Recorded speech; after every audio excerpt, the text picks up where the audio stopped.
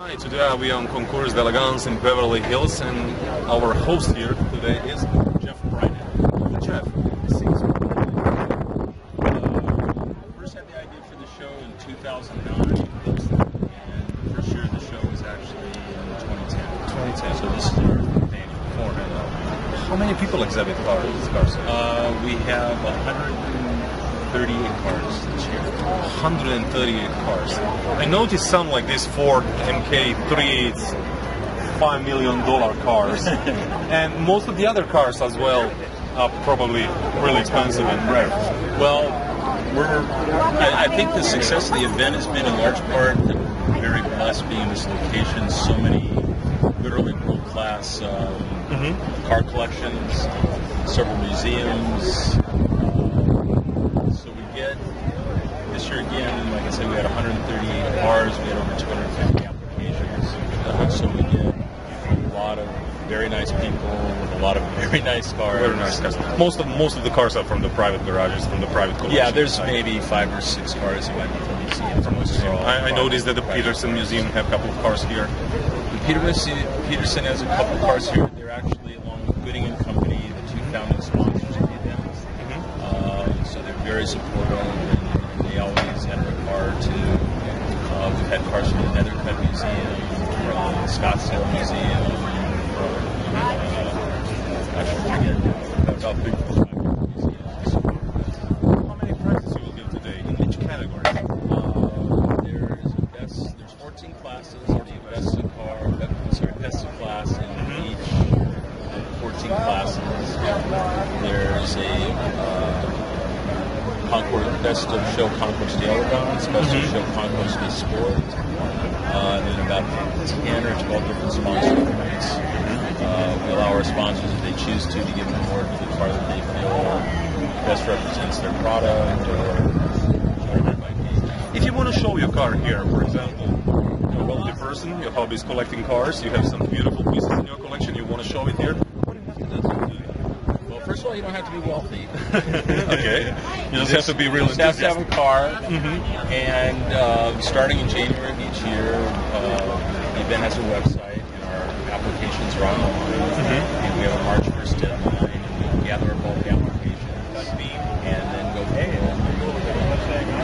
Really what it's a matter of is that Greystone is on a hillside, and then other than this parking lot, is the only place we can put cars.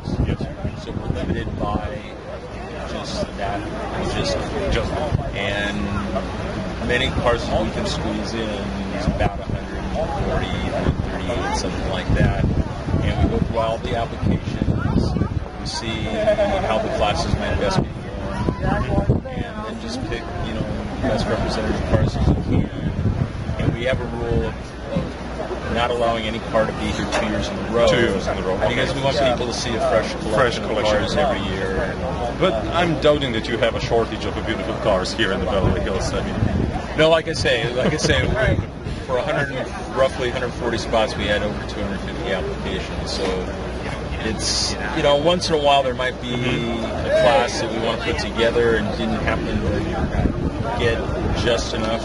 We might make a few phone calls, see if somebody might enter something else, or know someone that might. Like, for example, this year is the 40th anniversary of the Porsche RS. And so we wanted a class for that. Yes. And so we did admittedly make a few calls to people who knew had that kind of car because we wanted to get that. Same thing, it was the 50th anniversary of the introduction of the 911 this year, so we made some calls to people that we knew had 911s. But the rest are more, we just get them. And we're very grateful that we have such supportive sponsors, and people have really taken to the event. And the first couple of years, admittedly, was a little bit pulling teeth, people to apply, and then I think last year kind of we sort of broke. It was a tipping point. Broke through, and this year people were literally, I hate to say it, one gentleman actually threatened to sue me because we didn't accept his car.